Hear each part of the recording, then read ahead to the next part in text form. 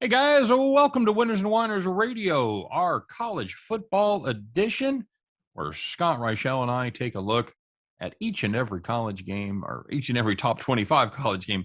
We'd be here a while taking a look at every college game, but we try to at least do the top 25. By the way, I am Scott Steehn, lead handicapper at winnersandwiners.com, and my And I'm your partner co-host, is. and I'm Yeah, your there you co. go. Okay. Well, I mean, I don't even know when you want me to cut in, but Now, go yeah, now. I'm Scott Reichel. You already said my name before, so yeah, nice to see everybody. Yeah, there you go. It's good to have you guys with us. Thanks for joining us.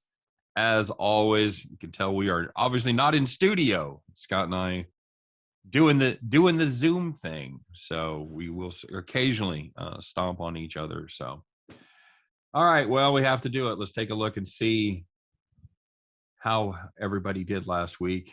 And again, I at least had a victory. I did not go 0-3. For the second week in a row, I went 1-2 as I had Morehead State took care of business against Presbyteria, but my two big boy colleges, not so much. SMU, so frustrating to watch that team.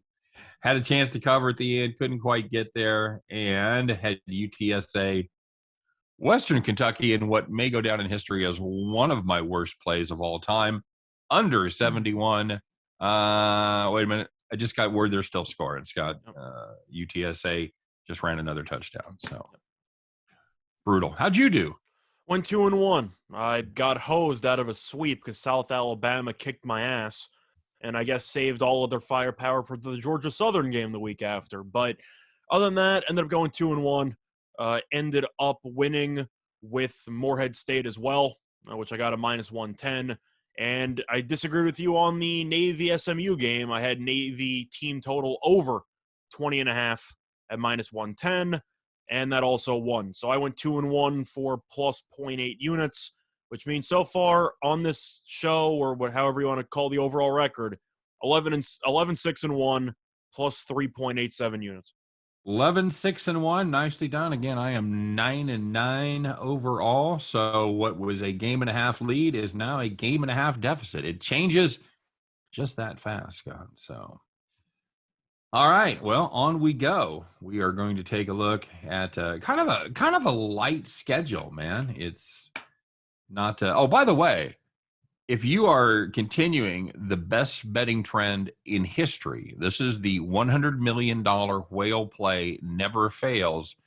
It is backing the team that Reichel missed on the week before. Mm-hmm. Correct? It really never fails. Sometimes it works for you, but if you see me lose a play, yeah, and it's the worse the beat is, the better they do the following week. South Alabama -3, no good, What a joke. And How'd they do Thursday night, Scott? South Alabama, they played a little better, didn't they? They killed Georgia Southern. By the way, you said 1.5. Isn't it 2.5? I gained a game on you last week. That's right. It was 1.5, 9-9. So yes, you're 2 games ahead in the win column, but 3 games ahead in the all important loss column. Isn't that 2.5? So yeah, it is a 2.5 game lead. So I keep tabs. I'm keeping tabs on this. I'll fix that this weekend. We'll be all square. Mm. Oh, we're not going to be all square till it's going to be tough for a square. You need me to push on one of these. Well, or I need to push. So, all right, let's do it. Let's take a look. Of course, the number 25 school, we'll be running into them a little bit later. So we're going to start off with a Friday game, Scott. It's San Diego State Aztecs as they travel to San Jose State, the last year's darlings of the Mountain West Conference. San Diego State, they are 9.5-point favorites. And the total is, I'm sorry, Scott, it says here 41.5. Is that right? That might have been the first half total in the UTSA game. 41.5 is the positively low number there. Well, my friend, I cannot fade the San Diego State Aztecs. They do their thing. I'm a little worried about trying to cover almost a double-digit spread on the road on Friday night in a game where the total is 41.5. Man, if that's not red flags, that's the new thing on Twitter, right, Scott? You see red flags everywhere. Gambling Twitter makes up new type of emojis to use all the time. Well, this is a serious red flag. I'm going to run right through them, Scott, just like the Yankees run through the non-existent stop signs from the third base coach. I'm going to run right through the red flags and back San Diego State in this one. And of course, I'm going to thread that needle. You know what? No, I'm not. I think they're going to blow up, Scott. I'm going to take the over. Okay. So yesterday I liked San Diego State, or last night, but I looked more into it, and I will acknowledge that San Jose State has not played a home game in a while. So I do think the home crowd will provide a bit of a spark. Having said that, this team stinks. So I'm still taking San Diego State. Okay. Wow, you kind of threw me a curve there. That you gave us a bit of the old okey doke. I did, because I'm looking through San Jose State, and the offense against actual D1 teams, I'm not including New Mexico State because that barely counts. Right. Scored 14 against Colorado State, scored 3 against Western Michigan. I know Western Michigan's a decent team in the MAC, not defensively, and only scored 17 points against Hawaii. That's not very good. So I think San Diego State's defense will have something for them. Meanwhile, defensively, they gave up 32 points last week to Colorado State. I'll take San Diego State in that one. Yep, I'm with you. And I agree with the over. I just think that total's a little too low. San Jose State just needs somebody playing quarterback not named Nick. Yep. Because Nick Starkel hasn't been good. And Nash isn't good either. And Nick Nash is not good either. And as of this recording right now on Friday afternoon, we still do not know the status of Nick I'm going to Starkel. assume Nash. You? Yes, I agree. I think it's going to be Nash, which reinforces that. He can run a little bit though, so maybe they'll work something in there. He'll be running for his life. Number 23, SMU has the week off, so we're going to move on to number 22, North Carolina State. What about 24? What about 24? What's that? You said San Diego State was 24. And who's 25? We'll see them later, Scott. It's a surprise. Oh, okay. Sorry. Okay. Fair enough. It's like you don't even listen to the show. The thing is, usually the grid that I use is actually kind of down right now, so I'm kind of scrambling at the last minute to find another board, but I found one. All right. Good. We ready now? Yeah, let's go. Terrific. NC State -3 over Boston College. Boston College is the home team there, Scott. 52.5 is the number. Well, is North Carolina State going to continue their rise upward, or are they going to be like so many teams as they make their appearance in the top 25 only to look around and go, oh, we have no business being here, and then dump the game? What say you? I'm going with NC State, mostly because of the fact that before the season started, I said this was a top 25 team and that they were going to be ranked pretty much from the majority of the season, and that's exactly what happened. But by the way, kids, always fit your current handicaps to make sure it continues the narrative of whatever you said in preseason. Pretty much. But the way that I'm looking at it is that Boston College, I think, is an okay team. I still think the backup quarterback's still a downgrade. I think Leary's the better quarterback in this spot.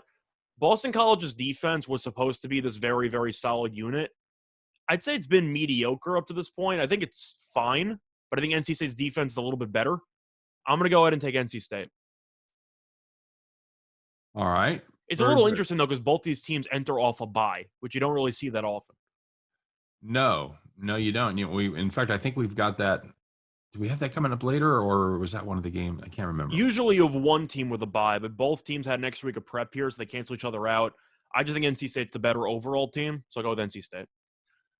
All right. You know what? I'm going to go. You can go with the home dog. Of course, it's tempting in prime time. Thank you. I appreciate it. I can tell by the tone of your voice that's where you're going.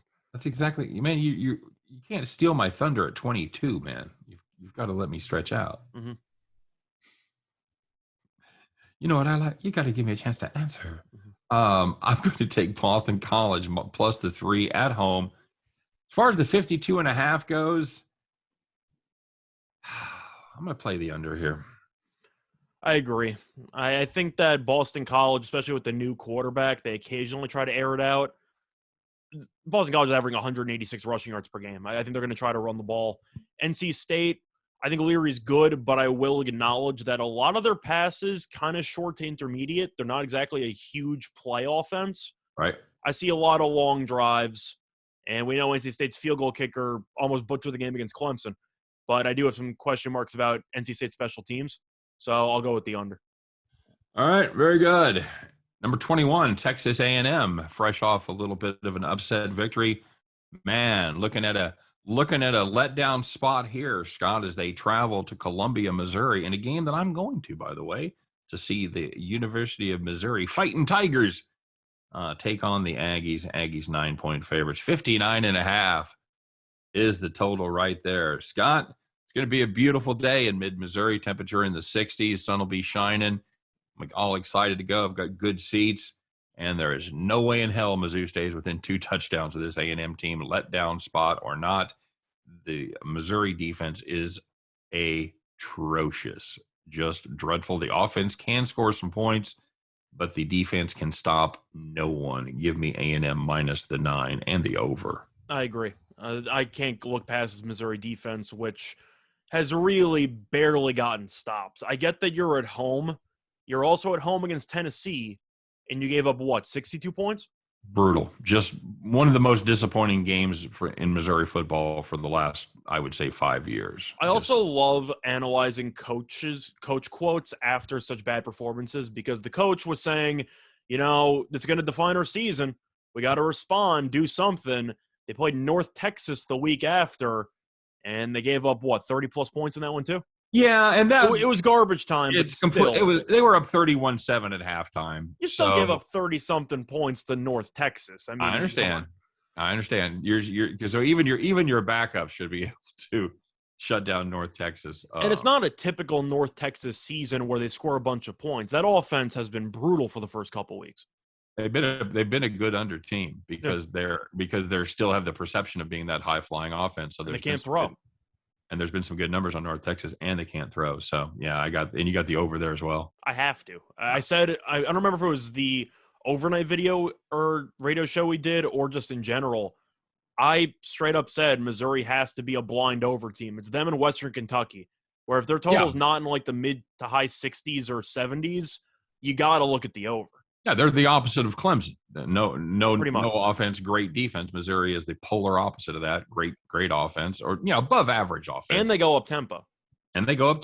And of course that's Eli Trinkwitz. They're coming from App State. Mm-hmm. So, yep. Anyway, moving on. Number 20, Florida, another SEC battle. They're 11-point road favorites. Heading to Baton Rouge, Red Stick is what that means, by the way, Scott. Heading to LSU to take on the Tigers. Not a traditional night game for Go Tiger Nation, as this one's going to kick off in the afternoon. Go Tigers. Yeah, that's exactly it. Gators, 11-point favorites over the homestanding Tigres.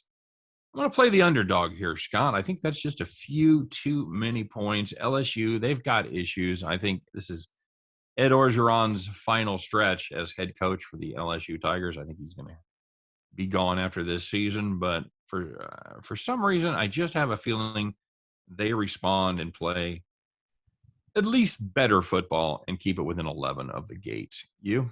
So you're more optimistic than I am. The way that I'm looking at this matchup is the fact that Florida is averaging 273 rushing yards per game, which of course is insanely good, especially for a non-triple option team. LSU lost by 21 to Kentucky last week. The jarring stat, they gave up 330 rushing yards to Kentucky. I think Florida's going to run it down their throats. So I'm looking at Florida, and I know that you were talking about Orgeron, now he won a title. You think he's done after the year. I think he should be done after the year, because he might be arguably the worst head coach to ever win a title.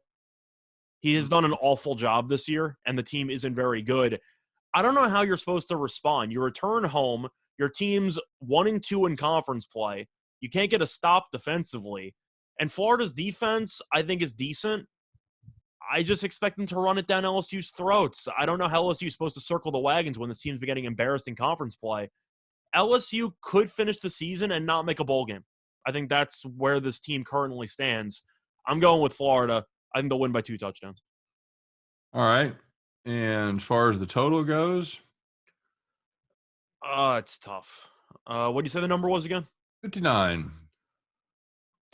I'm going to lean to the over, but I feel a lot better about the side. I think Max Johnson's decent enough to score a couple of touchdowns against his Florida defense. Number 19, BYU, taking on previously ranked Baylor. See, there's another team that made a little brief appearance, stuck their head up in the top 25, and then said, oh, no, we don't belong. That was one of the only Big 12 teams that were ranked at any point. K-State was actually ranked. Yes, they were. Again, they go for it about week 3 or 4. In their defense, they were underdogs to Oklahoma State by like 6, and that's why they weren't ranked because Oklahoma State killed them. Yep, that's absolutely true. Baylor 6.5-point home favorites, and 50.5 is the number. Scott, it's time to trot out one of your trends that you like to play, and that is the unranked home team that's favored over the ranked visitor. You going to play it here? I think I have to, right? This line does seem pretty tall, but this does look like a trap line to me because BYU, I don't know if they no-showed against Boise. Hall ended up playing, so they didn't even have an excuse built in with a backup quarterback, whatever. BYU, it seems like it's the team that always does well early on against, let's just say, mediocre to decent competition. But they are so much better in Provo than they are in the highway. Baylor, we've seen at home, beat Iowa State. I know Iowa State might not be that great, but they were a preseason top 10 team. I'm going to go with Baylor. I think they'll look good at home. You?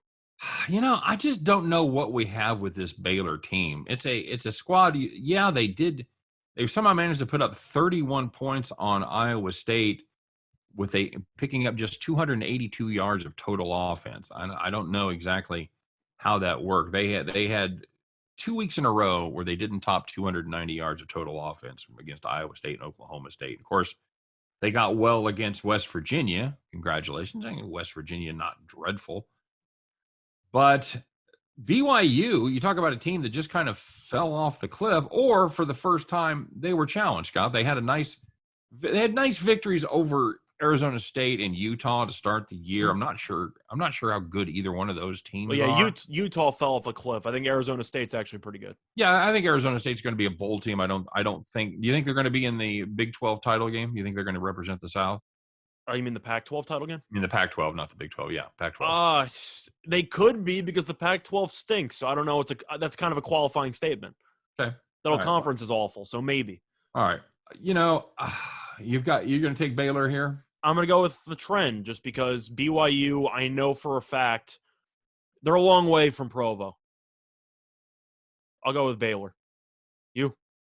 The Mormons versus the Baptists right here, Scott. It's going to be quite a battle for the Rock of Ages, if you will. Well, they're on land and not waters. That's got to benefit the Mormons, don't you think? Yeah, you got to think so.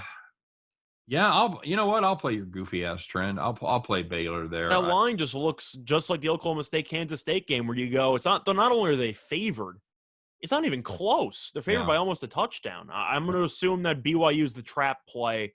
I'll go with Baylor. All right. And with this lack of offense from the Baylor Bears, I've got to play the under here. I'm going to say I like the under better than I do the side. Yeah, I agree. The thing about Baylor is that this team is extremely balanced. They're averaging 233 passing yards per game and 228 rushing yards per game. So this team is pretty versatile. And BYU, I do think, besides Algier, Hall wasn't great last week. I do wonder if he got rushed back from the rib injury. So he might be playing less than 100%. But Baylor in McLean Stadium, usually pretty good in Waco. I'll go with Baylor. All right. Well, I want to mention something here because that's a pretty good example of a junk stat that you just threw out there about Baylor's rushing yards because there's outliers with Kansas. 726 of those yards came in 2 games against Kansas and Texas Southern. In the other 3 games, they've put up just about 400 yards. So against real competition, they're averaging somewhere closer to $130, $140. So the point is, there's still some balance involved. There is. They don't do either one particularly well. I agree. They are pretty well balanced. So we both got Baylor and we both got the under 50 and the hook. Now, hey, speaking of those 2 teams we were just bad mouthing, and here they jump up like a bad penny. It's Arizona State, number 18 in the land this week. I feel like Casey Kasem sometimes. And now we're going to take a look at number 18. It's long distance dedication. They're going to play the Utah Utes. Scott, I'm sorry, did you say Utes? That's right, the Utes. As Arizona State, like I said, 1-point road favorite, 50.5 is the number. It's the disappointment bowl, Scott. Which of these teams is going to be less disappointing on a Saturday? I was going to say, I don't know if Arizona State's a disappointment. They've actually impressed me this year because we thought they would fall on their face, and I thought they'd lose to BYU. Arizona State's still 5-1. They beat UCLA by 19 on the road. They took care of Stanford. which I thought in a pretty impressive fashion there. Yeah. Utah, they beat a USC team, which is in the middle of an extremely tumultuous season. They beat Washington State, who I don't think is very good. The issue with Utah is I don't really know how good Rising is. I think he's an okay quarterback, but he was the original backup because Brewer left the program. I think Daniels actually has looked pretty good this year, even though I was roasting him before the season started. I'm going with Arizona State. I just think that this team's going to run the ball pretty well. This team's balanced, and I do have question marks about Utah really just battling up front with this Arizona State team, which is actually good in the trenches from what I've noticed so far this season. Yeah, they're I know it is kind of our thing to roast Arizona State. And It's not even just roasting Arizona State; it's roasting the entire Pac-12. This is one of the conferences where you really don't know what the hell's going to happen any given game. Right. Looking at just what I've seen on paper and through the eye test, I'm looking at Arizona State because I just think they're the better team. Well, and sometimes it's hard to keep track of actually losing games versus getting beat on the spread. Mm-hmm. Because it's an Arizona State team that I had against UNLV. They've covered 3 in a row, though, right? They didn't take care of business, and they have covered 3 in a row in Pac-12 competition. So they've been much better against the number in conference play. I think they're just the superior team right here. Utah jumped up against USC. That was the surprise of the season. They'd been pretty much disappointing before that, dropping to Washington State, like you said, or failing to cover against Washington State and then losing outright to BYU and SDSU. I'm with you. I'm on the Sun Diablos here. As far as the total goes, that's a little trickier for me. I think this Arizona State defense is probably better than people give it credit for. Mm-hmm.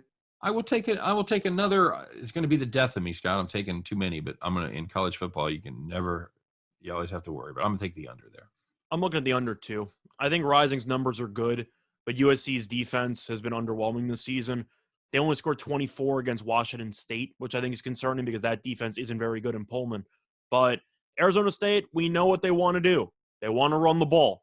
And we know that Kyle Whittingham also doesn't mind running the ball. So I expect a lot of running clock. I see a close game. I see this game landing in the 40s. I see something along the lines of 24-20. Yeah, that sounds legit. Maybe even 24-17, something like that. Yeah. All right, moving on. We're going to take a look at number 17, Arkansas, as they host Auburn. War Eagle, baby. Arkansas is a 4-point home favorite down there in Fayetteville, 53.5. Is the total. Scott, that was a pretty good football game last week between Arkansas and Ole Miss, eh? Well, if you're a defensive guy, you hated it, but I had a great time. Yeah, it was a lot of fun. You went for 2 points there at the end. I know you enjoyed that. Terrible play call, but awful play call, right decision. Everything worked out for the Ole Miss Rebs. So now Arkansas, Scott, come home and they play Auburn. Auburn, you know what? The defense playing pretty well. I just don't know about Bo Nix. Have I mentioned that I don't really like Bo Nix as a quarterback? Well, we do know about Bo Nix. The point is that we know he's a roller coaster. Yes. That's basically it. We've never been a fan of him. I called him a poor man's Sam Ehlinger, and you said that might be harsh to Ehlinger. So I know you're really down on him. But he's the kind of guy who has one highlight play, for example, the LSU game, but you'll watch the rest of the game and you'll realize that half the time he looks at one read, and then if it's not there, he'll panic run. Yeah. That's kind of what he does all the time. I'm going Arkansas because I'm not going to roast this team for going toe-to-toe with one of the best offenses in the SEC. They almost pulled it off on the road, and I still think this Arkansas defense is pretty good. Am I going to overreact to them losing handily to Georgia? No, because everyone's lost handily to Georgia. So I still like this Arkansas team. They're gritty. I like Jefferson at quarterback. And I just think that Pittman is the better coach in this spot. I'm taking Arkansas. All right. It's really hard for me to take Auburn here. I worry about a letdown spot for Arkansas after that disappointing loss because, they're going to first and foremost, they're going to want to run the football. And I just don't know how much success they're going to have against an Auburn defense that has been pretty good against the run, with the exception of every team in Georgia. Georgia State beat them up, and Georgia also was able to run the football. Of course, Georgia State, they're going to run the football on everybody. So, see, the thing is, I'm looking at Auburn, and the thing is, they've beaten the teams they should beat, but they've had 2 step-up games. I'm not sure if Penn State's better than Arkansas. I think it's close. Georgia's the best team in the country, but still, Auburn hasn't really showcased their talent in step-up games, and I consider this a step-up game on the road against a ranked team. I'll go with the ranked Arkansas Razorbacks. I have to. I absolutely have to. I've done well by fading Auburn, and I'm going to continue to do that. I think there's going to be some. I think they're going to be running the football here, Scott. I don't see the Auburn offense contributing much. Again, I'm going to play the under. I'm looking at the under. I feel like people are going to slam the over just by thinking of the Ole Miss game. That is solely a product of Ole Miss. Oh, yeah. So I'm going to throw that out. Arkansas against A&M was extremely low scoring. Against Georgia, they didn't score.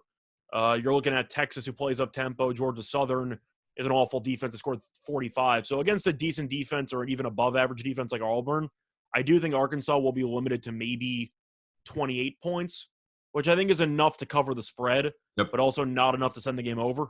So I'll go with the under in this one as well. Yeah, it's the same way that you can say this team that gave up 52 points last week has a pretty good defense. Yeah, I see 28. I see 28-20. Okay. All right, so now we've got a little run of bye weeks as Wake Forest, Coastal, and Notre Dame all have undefeated Wake.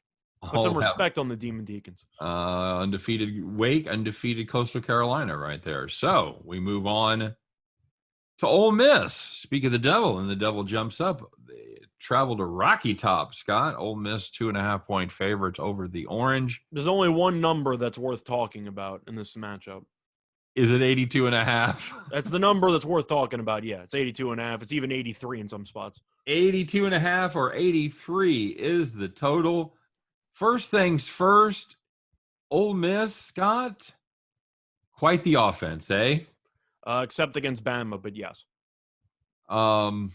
So my question for you, what can Tennessee do to stop them? It's a great question.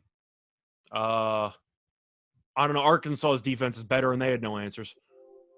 Ole Miss is really good offensively. Defensively, they're useless. But Tennessee, I know in the beginning of the year, I thought that Hooker was the better quarterback than Milton. Then Milton got injured, and Hooker's completely taken over this offense, and they've actually looked really good. The thing is, Tennessee likes to go up-tempo. Ole Miss likes to go up-tempo. I like the over. I'm not taking the under. I was calling for a game that kind of reminded me of the old Big 12 games, old as in a couple years ago, but the Kyler Murray Oklahoma teams against like the Will Greer West Virginia teams, where the total's 85 and it's 100 points with 5 minutes to go in the fourth quarter. It's one of those. I think one of these teams are getting to 50. So I'm not taking the under. I think you'll see this game get into the 90s. Of course, it's extremely attractive to look at the under because if one thing goes wrong, you're in good shape. I don't even give a damn. Ole Miss is just too fun. I'm going to take the over. All right.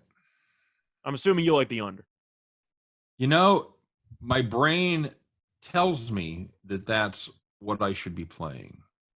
But your heart wants to see points. I know this Josh Heupel offense, man. Mm-hmm. You know, we all know what Ole Miss does, but this Tennessee offense, man, when they get right, when they get going downhill, they are hard to stop if you have the right personnel. And it looks like he might finally be figuring it out as far as the personnel goes.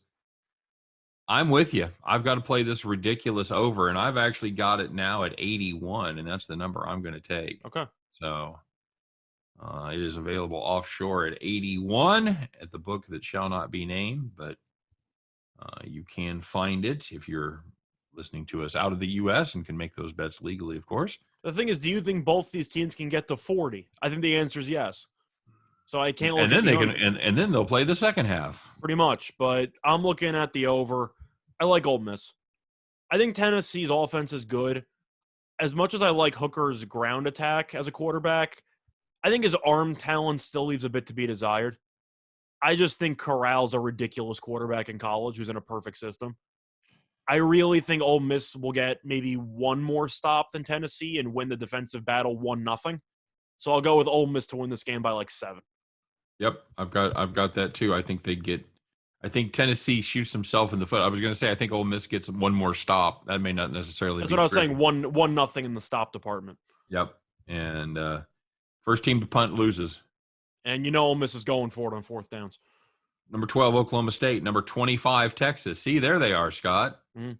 Now, I want to know, does your theory come into play here? Because Texas is the lower ranked team, and they're a 5-point favorite with 60 being the total. It doesn't apply, but I like Texas anyway. Yeah. But we're talking about a situation where you mentioned Arkansas and how they might have a letdown following the brutal loss. How is Texas supposed to respond to this? I mean, you had Oklahoma on the ropes. You didn't even have them on the ropes. They were dead to rights, and you let them off the hook. Yeah. I don't know how you're supposed to respond to that, but Oklahoma State offensively, not great. Nope. So I think that Robinson will go nuts in the ground game. I think that Worthy's a great receiver. They just have a lot of weapons, and I think the home crowd will be into it. I'm going to go with Texas because Oklahoma State might be a good defensive team, which you're not really used to saying with a Gundy team. But I'm not a fan of Saunders at quarterback. I like Warren as a running back, but I really don't think they're going to be able to score enough to keep up with Texas. I think this is this week's winner of the most overrated team or overranked team is the Oklahoma State. Yeah. I think Texas is a lot closer to 12 than Oklahoma State is, and I think at the end of the year they'll be there. I've got Texas in this one. I know it's a spot coming off a disappointing game, but they also know that their season is kind of on the line here. This is an opportunity for a big statement win. So I like Texas -5. I will also play the under in this one. I think Oklahoma State's going to keep it on the ground, keep it out of the Texas offense hands. So I'm going to play the under there. What do you got? I'm torn on the total because it depends if Sarkisian actually realized your best chance of winning the game is to give Robinson 30-plus carries. Right. And it seems like he's just reluctant to do that for no reason because Robinson is arguably the best running back in all of college football, and you barely fed him in the second half when you were leading by double digits for most of the second half. Didn't understand it. Made no damn sense. But I got to like the under because I just think Oklahoma State's a solid under team this season. Michigan State on the road heading to Indiana. Michigan State ranked number 10. They are a 5-point road favorite. 48.5 is the number. Wow, Scott, how many years ago does it seem like when we thought Indiana was going to make noise there in the Big Ten behind? Whatever year you thought it was, Penix was still the quarterback. Yeah, and he's turned out to be not great. I know we talked about it doing our preview show that, I don't think we were as down on Penix as he's played this year, but I don't think we were putting him on that elite level that some were. We knew that he was a turnover machine in disguise. Right. Yep, and that's the way it's worked out. Michigan State, one of the more surprising teams, Scott, ranked number 10 this season. You'd have to say that wasn't expected, right? I was surprised early on, but I did jump on relatively early with this team because I was such a big fan of Kenneth Walker, who's been insane this year. Mm-hmm. But I was on them for the Miami game. So I had the plus points there. I had the money line. I've been riding them ever since. They're a solid football team. Yeah, that was a good play. We had them there for my premium subscribers as well. They've been an offensive machine behind Walker, averaging almost 37 points a game. Also Naylor, who had 3 touchdowns and like 200 yards against Rutgers last game. Yep. Great team. Again, they've been undervalued all season. The odds are starting to catch up with them a little bit. But I still like they're still lagging behind because they're 5-1 against the spread this year. While Indiana, Scott, we all know their story. They were overrated, especially early in the season, overrated and overpriced. And they have lost 3 straight to the number, going 1-4 on the season. Michigan State has been really, really good to me, and I think to you as well. And they've played well on the road. They've had a 21-point victory over Miami on the road as a 7-point chalk, and they've also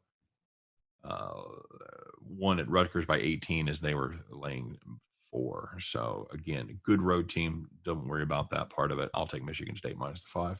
So this one I'm torn with because the spread makes no sense. You're looking at a team that's 6-0 against a team that's 2-3, and an Indiana team that has really not looked good in conference play. They No. played 2 conference games, lost 24-0 to Penn State, and lost 34-6 to Iowa. Now both those games were road games, but still, Indiana has not really looked too sharp. Don't you think this spread does seem a little bit low? Yes. Yes, it does. It does. So you're saying you're worried about it because I think it's an okie doke. when it seems too good to be true, it often is. I think it might be an okie doke here because you're looking Yep. at the actual resumes of these teams. Michigan State should be favored by about a touchdown. And that might be even light if you just want to look at the resumes. This might be my shocking call based on the lines that make no sense. I think Indiana might be live in this game. Okay. All right. I'm going with Indiana. That's a solid strategy. When you see a number like that makes no sense, you definitely have to do a double take and do a little bit more investigation. I'm going to go with the theory that this is an Indiana team that has just been overvalued. And I think you were just going to say it's not very good, and you wouldn't. Well, no, either. They're not. They struggled against Western Kentucky. They had absolutely nothing for Penn State. They had almost nothing for Cincinnati. They're actually doing decently in the first half of that game, and then Cincinnati killed them in the second half. Yeah. They woke up. They actually had the lead at halftime because I had Cincinnati to cover there. On a Michigan State's the better team. I just think that for some reason, maybe this is just a certain sensor going off in my head. You know, I occasionally like to look for an underdog or two on this show. Or I'll say a money line play that might be sneaky for a parlay. Mm-hmm. I think Indiana's alive. Well, Indiana has done fairly well against the run. They held Cincinnati at 3.3 yards per carry, 4.4 against Iowa, not dreadful. So they have had a decent amount of success defending the running attack, and that's what you have to look at when you're playing this Michigan State team. Michigan State's been pretty stout on defense, especially against the run. I just don't see against the pass, though. They're giving up over 300 passing yards per game. Yep, that's true. If Indiana can keep Penix healthy and if he can keep him upright. Also, if he doesn't throw any interceptions. Well, that's just almost a given that he will. I'm going to go with the over here. I think Indiana will be forced to throw, and I think they'll be scrambling to catch up and start throwing the ball, which will lead to touchdowns and interceptions, and probably one bad turnover deep in their own territory. Give me the over 48.5. I like the over too. Indiana's only averaging 122 rushing yards per game. So against this awful pass defense that Michigan State has, I do think Penix is going to let it rip for better or worse. And Michigan State's offense is pretty good. I do think one of these teams could get into the 30s, so I'll take the over. All right, solid. And this is a game tonight, Scott, as the Cal Bears travel to Eugene to take on the Ducks. Ducks 13.5-point favorites. 54 is the number. We won't spend a ton of time on this because not everybody will have downloaded this and checked it out by the time the game is played, but we'll just go real fast. What do you like here, Scott? Who would win in a fight, a bear or a duck? I'll take the bear. I just think it's too many points, things being considered. Oregon's fine, but California, I think, is a consistently mediocre Pac-12 team, but they're not a team that won't exactly beat themselves. Yep. They're willing to just stay the course. And Oregon defensively, with Thibodeau really being a non-factor and having injuries this season, he's out the first half. They're also missing the offensive coordinator again, which isn't exactly ideal. Right. I think California keeps it close. I think it's a low-scoring game. Give me the under in California. Yeah, I'm with you. I'm absolutely with you. I think Oregon wins, but I think it'll be like 10. There's a couple monster trends here if you believe in that sort of thing. Cal is 11-1 against the spread. Their last 12 games as a road dog, while Oregon is 0-7. Their last 7 is a favorite. So I heard Garber started all 12 of those games. I believe that's true. Been around for 40 years. Oh my God. I'm going to play the under 54.5. What do you got for the total? Under. Okay. If California wants to keep it close, they got to run the ball. Yep, absolutely true. And of course, you do run in trouble there with a couple bad breaks if they get down. Then you could have trouble with that total. But I'm going to. You do, but I think Cal's going to try to stay balanced, milk the clock. They're not exactly an up-tempo team. Yep, agreed. All right, and now we've got 3 teams in a row off again. We've got Michigan number 8, number 7 Penn State, number 6 Ohio State. Anybody in the Big 12? Anybody in the Big 10 playing this week besides Indiana? You got Michigan State. Wisconsin playing Army with a total of 38.5. Army training. Number 5. Ooh, number 5, Alabama. Every time somebody says that, Nick Staving gets a stabbing pain right in the neck right here. Mm-hmm.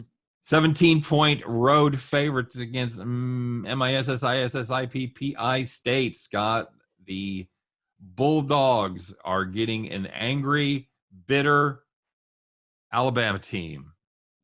I know where you want this. You want Alabama minus the 17. You think this is a huge retribution spot, right? A huge angry tide spot. False, because I gave it earlier this week. I wanted 16.5, and I got it. So, yeah, I got Bama, but I got a better number than the number that's available now, which is why I gave it out early.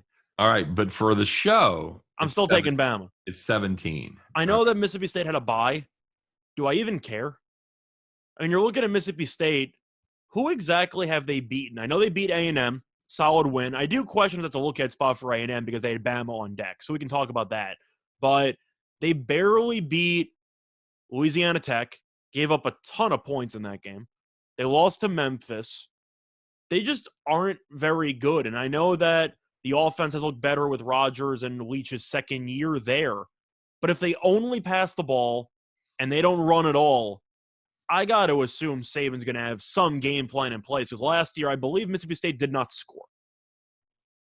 I believe they lost 42-0 last year. That was a brutal defeat last year. And Mississippi State, that defense is better than people give it credit for. But I still like what I saw last week from Bryce Young. I thought he looked pretty good. The red zone interception wasn't ideal, but they got Robinson in the ground game. They got Young. We know that athletically, the recruiting classes aren't even close. Like A&M's a top 10 recruiting class every year. Mississippi State's usually hovering around 30. I just think Bama's got better athletes at every position. I'll take Bama. All right. I'm going to go the other way. Okay. I'm taking Mississippi State in this one. I think 17 is a good number. I just think Bama. Don't you think they might be a little bit incentivized to run up the score a little bit in the fourth quarter, if they can? Maybe. I don't know. This is a team that just tends to play with its food in the second half. I wouldn't be surprised if they have a larger than 17-point lead at some point in this game. Yeah, that would not surprise me either. No, that they need to make bets for that, Scott, as opposed to the finishing. They need to make a bet for the biggest number that you've led by in the game. I would. You mean for individual teams or in general? Because I have seen largest lead props available, but not for individual teams. Well, I'm talking about the largest. What's the largest lead Bama will have? Okay. So I would definitely be interested. If I had to set the line on that, I'd say 24.5. Yeah, I know. Yeah, you would say a little bit high. I would say 21.5. But I think I'm trying to think of how the bookmakers would price it. I think they would dare you to take the under with a Bama lead of 24.5.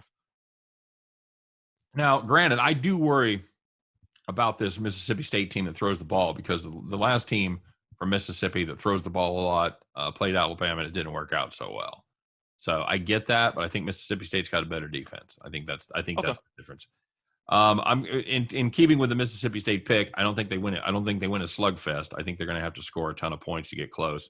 I'm going to take the over 57.5. I'm really torn on this one because I really think Bama, after such a terrible showing against Calzada last week, I do think Saban's going to have a better defensive game plan here. Okay.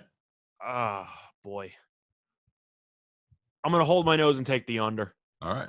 I think Bama holds them to about 17. I had you written down. You were the only one that didn't know what you were taking at that point. Everybody else listening knew exactly where you were headed. So I don't know about that one, but I'll go with the under.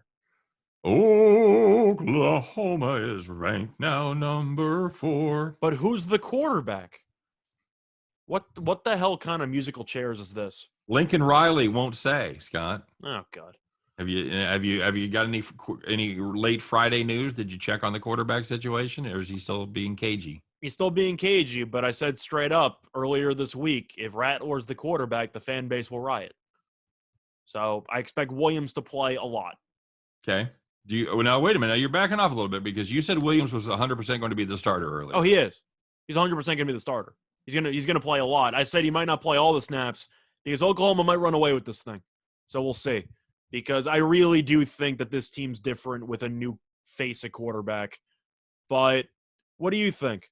I think TCU is not bad, but I watched that defense get torched by SMU. I do have some doubts. TCU is not a good football team. No. They're not awful, but Patterson's had much better teams in the past.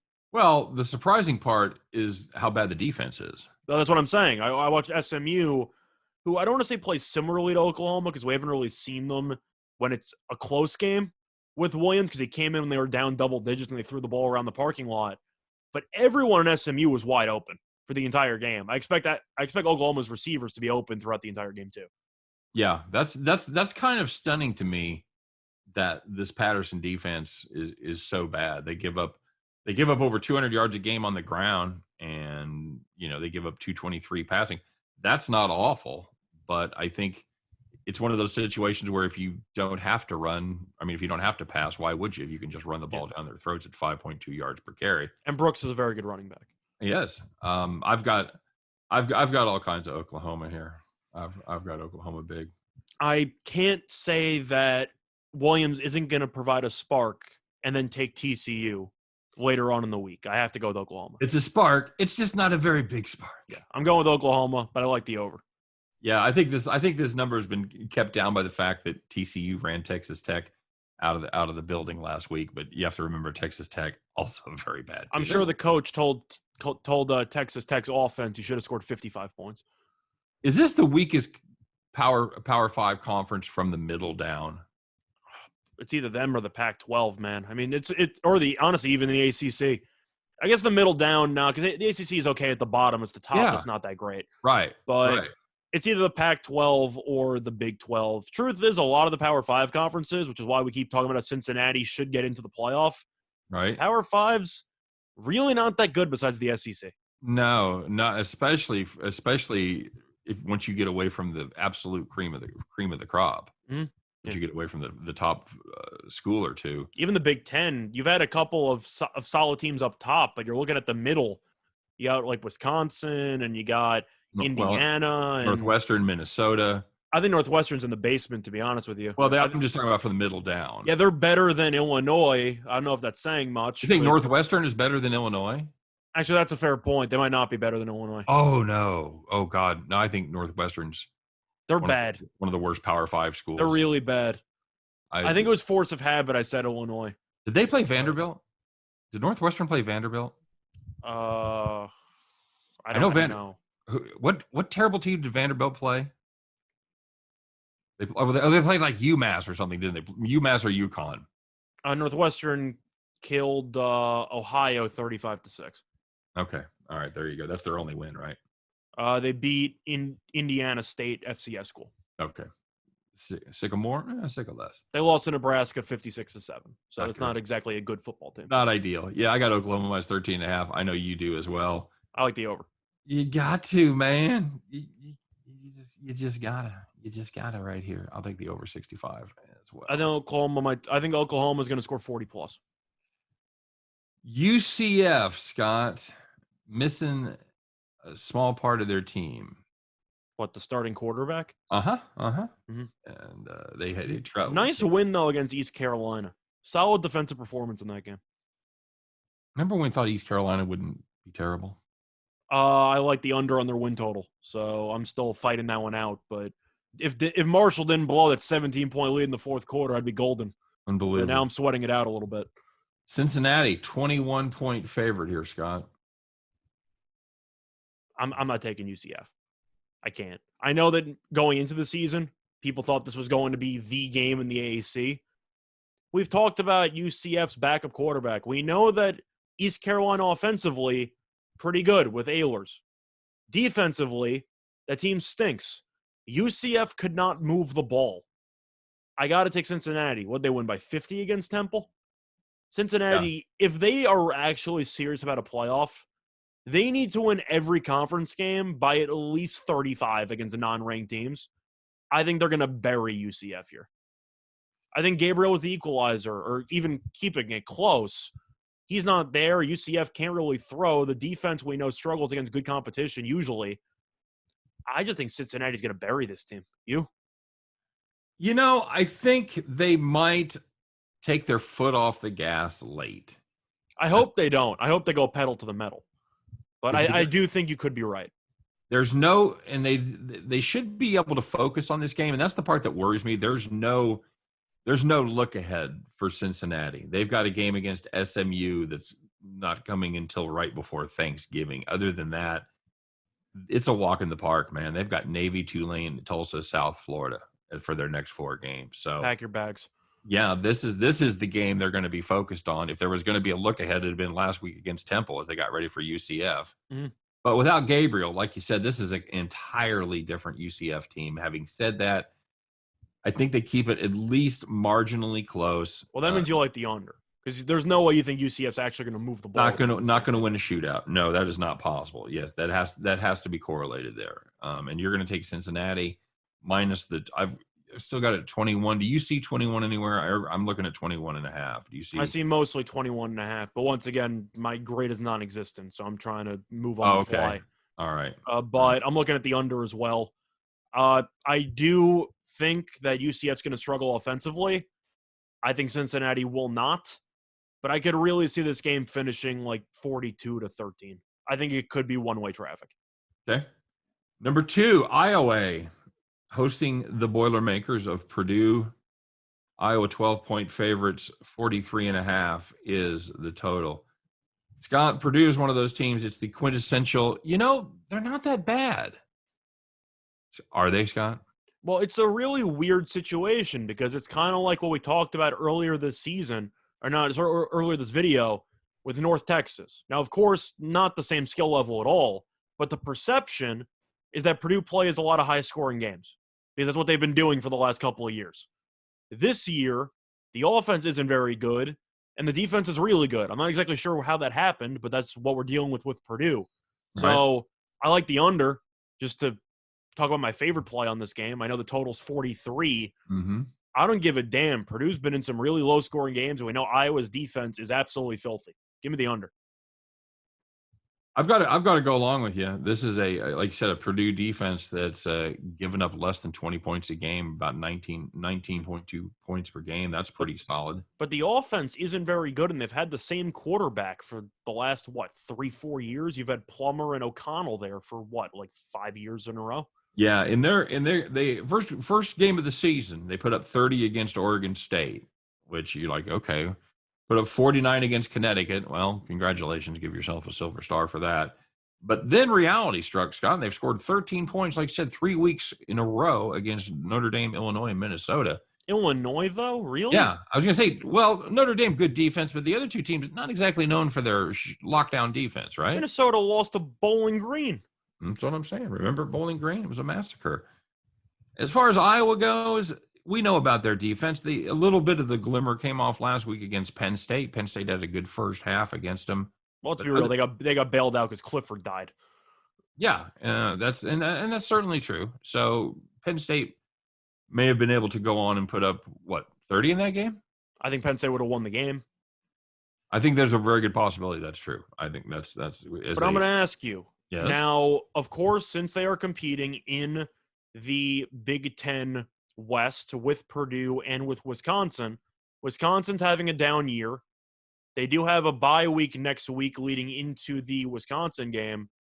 Is there a chance after the Penn State win with the storming of the field and now you have a bye week up next, is this a potential look-ahead spot for the bye? Or do you think they just go into this? Because I do think there might be a little bit of a hangover of we won arguably one of the biggest games in program history within the last decade and change. You? I think that's possible. I think, I like the fact that Ferentz is a veteran coach and shouldn't fall victim to that kind of thing. I always bring up the food for thought. I know. No, it's a good point. I don't know about a look ahead for a bye, though. Yeah. I don't think it's more just the of a letdown spot of the hangover from that comeback and everything that had to happen for you to win that game at home against Penn State. Yeah, I could see that. And the fact that it's another home game, I think that's helpful. If it was a road game, I'd be a lot more worried. I'm with you. I think the play of this game is the under. Yeah. As for the side, Iowa, they've been playing with fire a little bit. I like Purdue plus the points. I think it's too many points. Yeah, I just Purdue had a bye as well. They had an extra week to prep for this. It's yeah. really tough to like the favorite. Sorry to interrupt. It's really tough to like the favorite laying double digits when the total's 43. Yes, and especially when we're both absolutely convinced it's going to go under the total. Yeah. It just doesn't leave much room for error. It's kind of again, thread in the needle situation.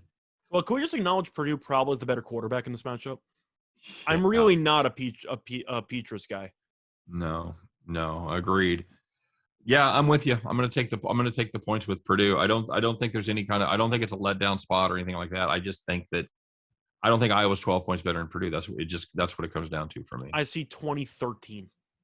Yeah, I think that's right in the wheelhouse. 2013, 2014, 17, 13, something like that. Absolutely. Number one team in the country, Scott, Georgia Bulldogs, 23-point home favorites to Kentucky, 44.5. Well, you talk about a problem covering 12 points as a line with 43.5. Can I interest you in 23 points at 44.5? I actually like this Kentucky team, but I'm taking Georgia. It's really a number that sounds about right with the total and everything like that. But Georgia's just a world beater. Number 11, Kentucky, by the way. I think I gave them short shrift. They're very good, but Georgia, we can agree right now it's Georgia and everyone else. I'll back the best team in the country. They've been mauling people. So I'm just looking here. So that puts Kentucky's number somewhere in the neighborhood of 11.5 for a team total. You mean Kentucky? So yes, I said Kentucky. I think you said Georgia. Kentucky's team total over 11.5, right in that neighborhood, right? I'm assuming so, but team totals also have some liberties involved in the overall total, so you might see it at like 13. Yeah, honestly, from 10.5 to 13 doesn't really make a ton of difference. No, I'm just throwing it out there. 12.5. I can look right now, though. If you want. I don't think it'll be. I don't think it'll be 13. I think it'll be 12.5 at the most, because 13 is kind of the key number there. Yeah, I've got to play Georgia, but I don't believe Kentucky's only going to score. I think they're going to score less than 2 touchdowns. It's 11.5, by the way. There you go. Why do you even doubt me, buddy? I don't know. I keep you on your toes. I know. I'm gonna go Georgia, and I'm gonna have to play the over. I think Kentucky scores 14. How about that? Okay. And I like the over also because I think Georgia offensively is better than people realize. Yeah. The defense is nuts, and the defense can score a couple of touchdowns by themselves. Yep. But whatever quarterback they even use, they've been really, really good. This team is sick. Yeah, I see something along the lines of like 37 or 41-17, somewhere in that neighborhood. I see 38-14, so we're kind of close to it. All right, very good. All right, bud. That's going to do it. Wrap up our top 25 previews. We have some disagreement, probably less than usual. Of course, there's, again, less teams in action than a normal week. So, well, we talked about this before we went on air, or we'll reiterate this one. For the overall card, I'm not afraid to say it. Not great. It's not a great card for college football this week. No, probably my least favorite card of the college season, especially once conference starts up. Yeah, a lot of teams on bye in the top 25. Yep, agreed. All right, so we gave our records earlier. It is time for our 3 favorite picks, and here we go. Get ready for our 5,000-star whale play, Fade the Public Sharks 1 million unit lock of the century. All right, Scott, I'll allow you to say it. Losers walk.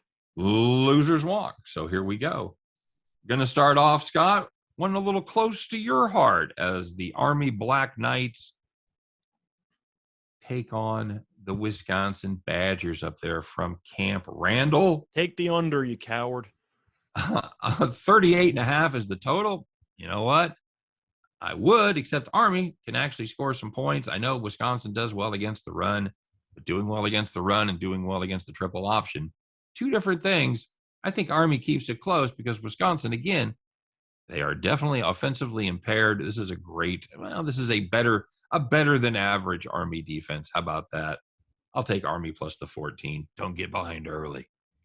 Can't believe it. You're telling me you don't want to lay 14 with Graham Mertz at quarterback? Not a chance, buddy. Not a chance. Okay. So looking at my first one, it's going to be a money line play. And it's a team that I've been pretty high on over the last week and change. I've told you about this off the air. I'm looking at Ball State, taking on Eastern Michigan. And I like Ball State on the money line at minus 118 on Fox Bet. Ball State started off the year terribly. They got killed at a conference, and then everything changed with the Army game. They beat Army by 12, and then they faced off against Western Michigan and absolutely took them behind the woodshed. And Western Michigan, pretty good MAC team. Beat Pittsburgh on the road, for example. That team's actually pretty good. And Ball State really had no issues. I think this Ball State team is starting to click, kind of like how the MAC champions did last year. But you look at Eastern Michigan, team is 4-2, but the 4 wins came against St. Francis, Texas State, UMass, and Miami, Ohio.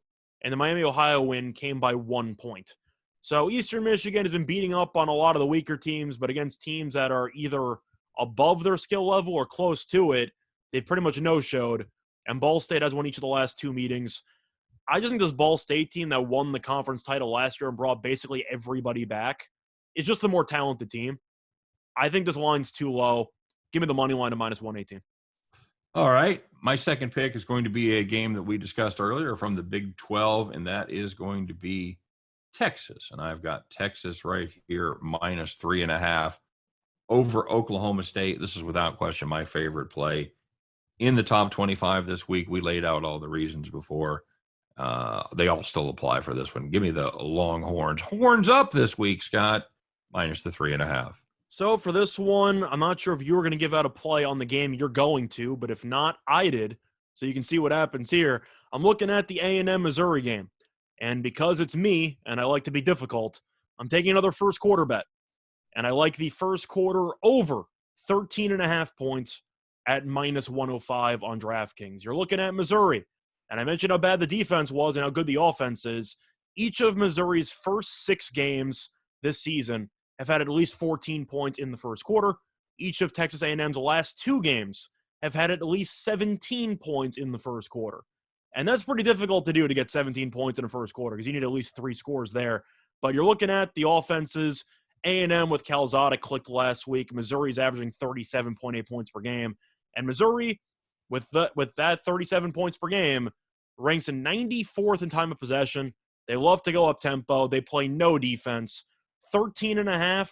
Missouri's 6-0 to the over, as I said before, in the first quarter. I think you'll see at least 14 points in the first 15 minutes. Give me the first quarter over 13.5. All right. Well, you have any thoughts because you're going to that game? I'm not trying to complete the triple Lindy here, Scott. I'm just going to take Texas A&M minus the 9 is. Let me see if I can find an 8.5 anywhere on this one. But I'll help you look quickly.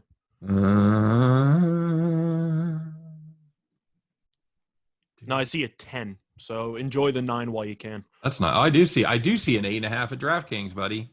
8.5 at 8.5 offshore, 8.5 at Pinnacle. Yep. I'm taking 8.5. Okay. I'm laying 8 in the hook, brother. That's a Reichel move right there. I saw a line 7 months ago. I saw a line 7 months ago that was a half point less. I'm taking that one. Listen, you can roast me all you want. I'm all about the half point line value, man. I understand. I don't question your value. I question your timing sometimes. Okay. I saw that one on Monday night. That's what we're going with. All right, here we go. Give me your number 3 pick. So for this one, I'm looking at another SEC matchup, and it involves one of the worst teams in the country, Vanderbilt against South Carolina. And I'm taking Vanderbilt team total under 16.5 at minus 110 on DraftKings. Vanderbilt has played 2 conference games this season. It has been outscored 104-0. They've played Georgia and Florida. Now, those teams are a lot better than South Carolina. But 104-0. Are you out of your mind? I mean, you're looking at Vanderbilt. They're only averaging 13.3 points per game. South Carolina has played 2 home games against FBS teams this season. gave up 14 points to Troy. I think Troy's comparable to Vanderbilt offensively. Only gave up 16 to Kentucky. That impresses me. I think Kentucky's actually a pretty good team. But Vanderbilt has also scored less than 15 points in 5 of the last 6 meetings. This Vanderbilt team, they can't even hit a field goal in conference play right now. 16.5. I got to take the under there for a team total. Yeah, that's that's a solid play to be sure. I don't hate that at all. So yeah, very good. All right, well, let's recap. I've got the Army plus 14 against Wisconsin. I've got the Texas Longhorns minus 3.5 over Oklahoma State, and I've got the Texas A&M Aggies minus 8.5 as I go to sit in person at my alma mater to cheer for the opposition. That'll be a great time. Yep. And for me, I'm taking Ball State money line at minus 118 on Fox Bet. I'm taking Texas A&M Missouri first quarter over 13.5 at minus 105 on DraftKings. And I'm taking Vandy team total under 16.5 at minus 110 on DraftKings. All right. Good luck to you, and good luck to all of our listeners and viewers. We appreciate you guys stopping by. Any final thoughts, Scott? I'm looking forward to better college football cards in the next couple weeks. There you go. All right. Well, a lot of teams should be in action again next week, so we'll be looking forward to that. And we'll be looking forward to chatting with you guys again. As always, thanks for joining us. Thanks for being part of the show. We do appreciate the effort. And don't forget to check us out each and every day as we do our thing right here in this same space. And for me, for Scott, you guys have a great day. Good luck on all your plays. And we'll see you next time on Winners and Winers Radio. Take care, everybody.